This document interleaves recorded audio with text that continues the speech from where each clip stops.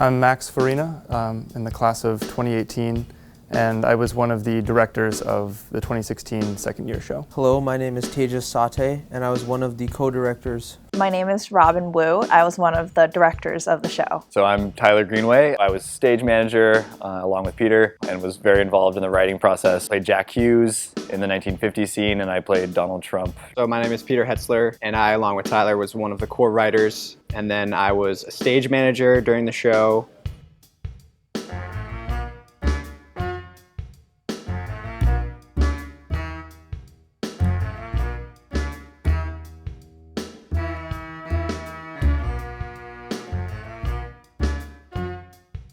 So the idea for the show, I think when we came up with it at the initial meetings, it was the first idea that we threw out there. The format of time travel was so conducive to what we wanted to do, and we knew going into it that this was, the last second year show. That was important to us from the very beginning. It was important to acknowledge the tradition of the show, and acknowledge the history of it. The idea of using time travel to be able to go through and visit all these critical moments in Yale's history was the best decision we made as far as plot goes. It revolved around 4 students being sent back in time by a professor because they failed their history of medicine exam. And as they're going, they basically are sort of unwittingly creating the history of Yale. So we tried to have one song per era and one song per character as well, out of the 4 main characters. Each of the songs kind of highlighted what each of the main characters and performers' strengths were. It's like in the Phantom of the Operating Room song, Amy had actually sang opera before, and so it was like a perfect number to give her.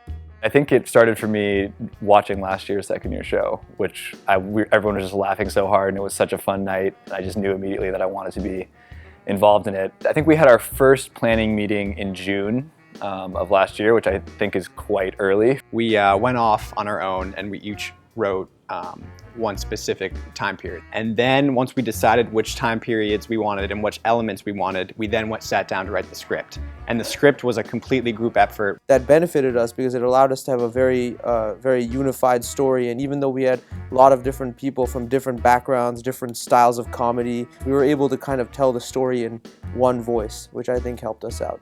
The first time we met in Harkness Auditorium, we did a first read-through of the script. So that actually allowed us to pretty early on have a way to revise the script so that we could get more jokes that would hit. We started rehearsing scene by scene, and we started integrating music, choreography. Oftentimes in our final week of preparation, we would do 2 full run-throughs of the show each evening, along with individual scene practices throughout the afternoon. It was very draining and tiring, but I really saw as that week progressed, what started as a bunch of individual scenes began to weave together into a story. The film elements actually ended up taking a ton of time. In the end, it was 8 or 9 videos. We used a green screen studio available at the School of Art for some of our shots, and one thing that I thought was a lot of fun was that we incorporated the use of drones for the first time.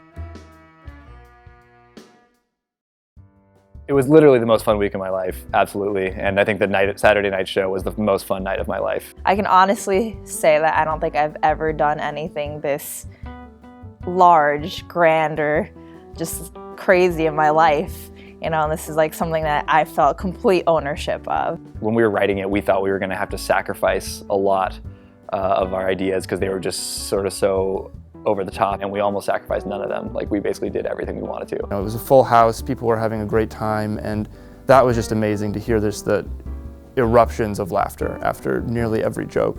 I just really enjoyed spending this time with my classmates. I love my class. You know, we are 104 of the most incredible people I've ever met in my life. And I feel like this is almost like a last hurrah kind of for our class to just all be together. All these people I had barely interacted with in 2 years just came out with incredible musical abilities or dance or choreography. One of the coolest parts, I think, was that there were a lot of people who didn't know that they had talents.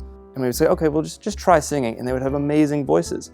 And it was these talents that weren't just hidden to the rest of the class, but in some cases hidden to themselves as well. I had been so used to, especially in undergrad, having creative outlets through music or poetry or whatever. And this was, I think, a really great way to kind of get out all that pent-out creativity that I'd been building up for the last couple of years.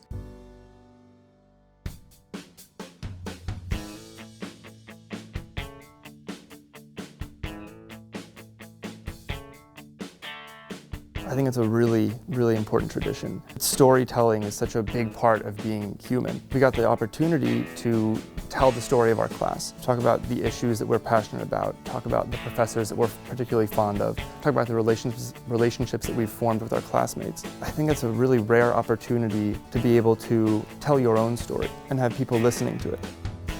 At the end of the day, the show was celebrating the history of this medical school, and I hope that as a class we feel proud to be a part of that history and also feel that someday we could contribute to it also.